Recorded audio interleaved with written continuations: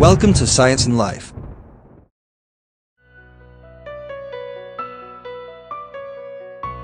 Oil and water do not mix together. Likewise, there are other compounds that do not mix together. Some compounds mix with water and others mix with oil. Nearly all compounds fall into one of the two categories. They are either water-loving or water-hating.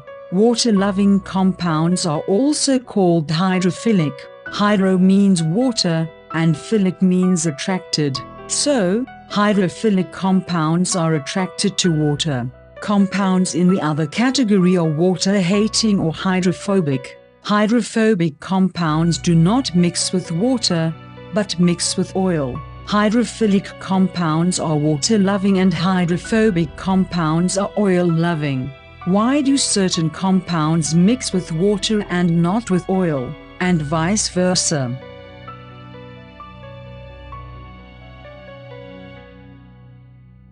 This boils down to whether a compound is polar or not. What is a polar compound?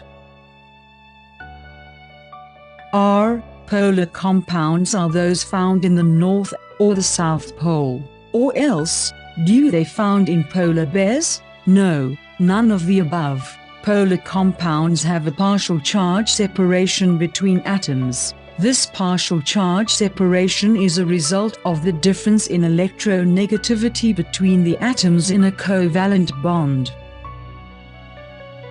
Electronegativity is the strength of an atom to attract bonding electrons towards itself. In a homodiatomic molecule like hydrogen, the two electrons in the bond are shared equally by the two hydrogen atoms. The charge, or the electron density, is located at the center of the covalent bond, and there is no charge separation. Therefore, the hydrogen molecule is nonpolar. On the other hand, if the two atoms in a covalent bond are not the same, then the bonding electrons are being pulled to the atom with a higher electronegativity. This creates a partial negative charge on the atom that attracted electrons, and a partial positive charge on the atom with a lower electron density. This shift in the electron density, caused by the difference in electronegativity between the atoms, creates a dipole, or rather a microdipole, with a positive and negative end in the covalent bond. The magnitude of the charge separation, which is a direct measure of the polarity of the compound, is dependent on the electronegativity difference between the two atoms in a covalent bond. Electronegative values of elements are important to understand the polarity of compounds. This suggests that all heteroatomic compounds must be polar. Not always, and there are exceptions. An example is CS2 or carbon disulfide. Both carbon and sulfur have identical electronegativity value, which is 2.5. The electronegativity difference between carbon and sulfur is 0. As a result, electrons are located at the center of the bond, and there is no charge separation or a dipole. So, CS2 is a nonpolar compound. In compounds with more than two heteroatoms, the shape or the stereochemistry of the compound comes into play. The overall value of the net dipole of a compound depends on its shape. Carbon tetrachloride is an example to show how the stereochemistry of a compound dictates its polarity. Here, the difference in electronegativity between carbon and chlorine is not 0, but 0.5.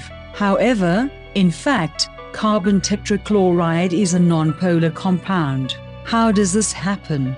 The shape of the carbon tetrachloride molecule is a tetrahedron, and the microdipoles of four covalent bonds in a tetrahedron structure cancel each other out, resulting in a nonpolar compound.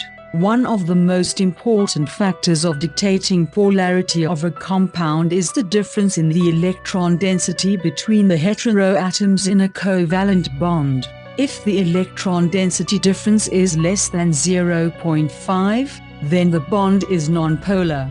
If the electron density difference is between 0.5 and 1.6, then the bond is considered polar covalent. If the electron density difference is greater than 2, then the bond is ionic. All ionic compounds are polar. If the electron density difference is between 1.6 and 2.0, and a metal ion is involved, then the bond is ionic. An example is sodium bromide with the difference in electronegativity of 1.9. Sodium bromide is ionic, as the sodium is a metal. However, if you take hydrogen fluoride, the difference in electronegativity is the same, which is 1.9. But hydrogen fluoride is a polar covalent compound that exists as a gas at the room temperature. To recap what we learned, there are two types of bonds, either covalent or ionic. All ionic compounds are polar because ionic bonds in them are created by the complete transfer of electrons. Hence all ionic compounds are hydrophilic and mix or dissolve in water. Examples: sodium chloride and magnesium chloride.